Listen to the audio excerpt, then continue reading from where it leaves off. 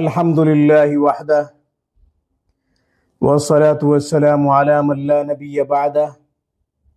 سامعین السلام علیکم ورحمۃ اللہ وبرکاتہ۔ سامعین، آج ہم کھیتی میں اضافہ پیدا کرنے کے لیے، پیداوار میں برکت کے لیے ایک خوبصورت عمل آپ کی خدمت میں پیش کر رہے ہیں۔ بہت سے کسان مجھ سے یہ پوچھتے ہیں کہ تیار فصلیں برباد ہو جاتی ہیں، یا پھر جب ہم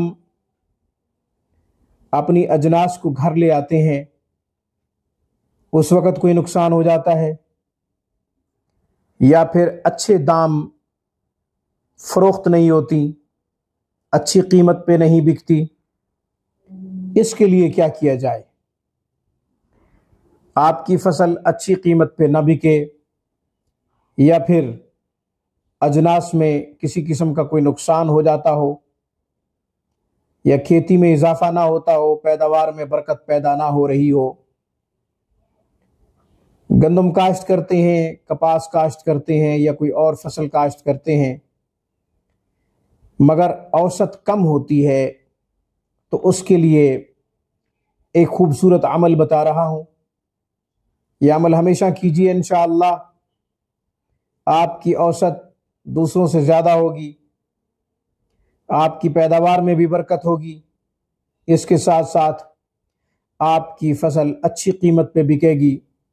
اللہ تعالیٰ آپ سے بر وقت صحیح فیصلہ کروائیں گے۔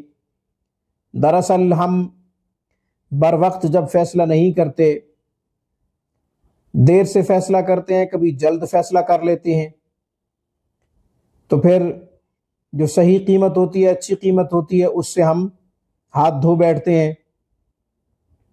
انسان لالچی ہے، کبھی اپنی چیز اس لیے رکھتا ہے کہ ریٹ بڑھ جائے گا پھر بیچیں گے، ریٹ کم ہو جاتا ہے۔ کبھی اس لیے بیچ دیتا ہے کہ ابھی جو قیمت ہے وہ ٹھیک ہے، بعد میں شاید کم ہو جائے، بعد میں اس کی قیمت بڑھ جاتی ہے۔ ان چیزوں کا اللہ کو پتہ ہے، کب کس چیز کی قیمت کیسی ہوگی، کب کس چیز کا ریٹ کیسا ہوگا، یہ اللہ کو پتہ ہے۔ اس لیے تقدیر پہ راضی رہا کریں، راضی با رضا رہا کریں، راضی با قضا رہا کریں، اللہ تعالیٰ کے فیصلوں پہ راضی رہیں، اللہ تعالیٰ کی رضا پہ راضی رہیں۔ اس کے ساتھ ساتھ عشر بھی نکالا کریں۔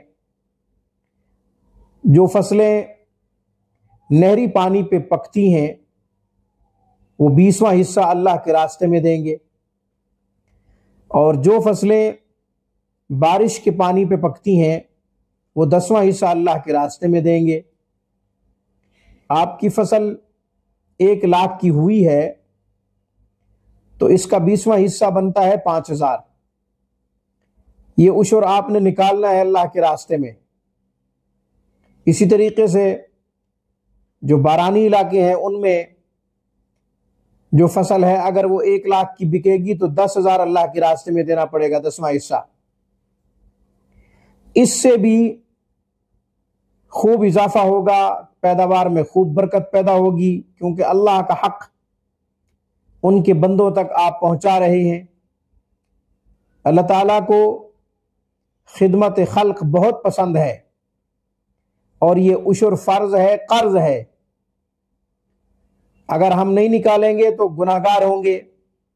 قیامت کے دن یہی پیسہ انگاروں کی صورت میں ہمیں اذیت دے گا۔ عشر کا پیسہ جو خود کھا جاتے ہیں، یا زکوٰۃ کا پیسہ جو خود کھا جاتے ہیں، نہیں نکالتے، انگاروں کی صورت میں ان کو اذیت دے گا، تکلیف دے گا۔ کل قیامت کے دن جہنم کی آگ بن کر یہ پیسہ جو ہے ہمیں لپٹے گا، چپکے گا ہمارے وجود کے ساتھ۔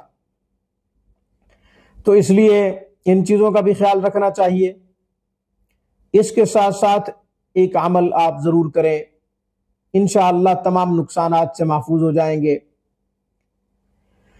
بے موسم بارشیں، مطلب موسم نہیں ہے بارشوں کا، بارشوں کا ہو جانا اور فصلوں کا نقصان ہونا یہ عذاب الہی ہے۔ مثال کے طور پہ جہاں گندم چوتھے مہینے میں اپریل میں آئے گی، وہاں اگر مارچ کے آخر میں بارش ہو جاتی ہے تو گندم کا نقصان ہو جائے گا۔ اسی طریقے سے جہاں کاٹن ستمبر اکتوبر میں آنی ہے، اگر اسی مہینے میں بارش ہو جائے تو کاٹن کا نقصان ہو جائے گا۔ اللہ تعالیٰ سے دعا ہے کہ اللہ تعالیٰ ہمیں اس طرح کے نقصانات سے محفوظ کرے، آمین۔ عشر بھی نکالیں، یہ عمل بھی کریں۔ اللہ کے راستے میں جو اللہ کا حق ہے وہ اس کے بندوں تک ضرور پہنچائیں، خوشی سے پہنچائیں، بلکہ ان کا احسان سمجھیں جن لوگوں کو آپ دے رہے ہیں۔ ان کا احسان ہے کہ وہ آپ کا عشر کا پیسہ لے رہے ہیں، آپ کی زکوٰۃ کا پیسہ لے رہے ہیں۔ تو آپ نے درود تنجینا پڑھنا ہے 100 دفعہ بعد نماز عشاء، اس نیت سے کہ کھیتی باڑی میں اضافہ ہو، پیداوار میں برکت ہو۔ درود تنجینا آپ نے یاد کر لینا ہے، یا پھر لکھا ہوا کہیں سے بھی آپ کو مل جائے گا، وہ لے لیں، بعد نماز عشاء 100 دفعہ پڑھا کریں، یا پھر ایسا کریں کہ ہر نماز کے بعد 10 دفعہ پڑھ لیں۔ یوں آپ ایک نشست میں اگر پڑھنا مشکل ہے تو 5 نشستوں میں پڑھ لیں۔ اللہم صلی علی سیدنا و مولانا محمد وعلی آل سیدنا و مولانا محمد صلاۃ تنجینا بہا من جمیع الاحوال والآفات وتقضی لنا بہا جمیع الحاجات وتطہرنا بہا من جمیع السیئات وترفعنا بہا عندک اعلی الدرجات وتبلغنا بها اقصى الغایات من جمیع الخیرات فی الحیات وبعد الممات انک علی کل شیء قدیر۔ یہ درود تنجینا ہے، اس کو یاد کر لیں۔ تحفتاً ہدیتاً حضور نبی کریم صلی اللہ علیہ وسلم پر آپ درود بھیجیں گے جب، تو ضرور آپ کی مشکلات میں کمی پیدا ہوگی، اللہ تعالیٰ آپ کی پریشانیوں کو دور فرما دیں گے۔ حضور نبی کریم صلی اللہ علیہ وسلم نے خود فرمایا ہے کہ جو مجھ پر ایک مرتبہ درود بھیجے اللہ اس پر 10 دفعہ رحمتیں نازل فرماتے ہیں۔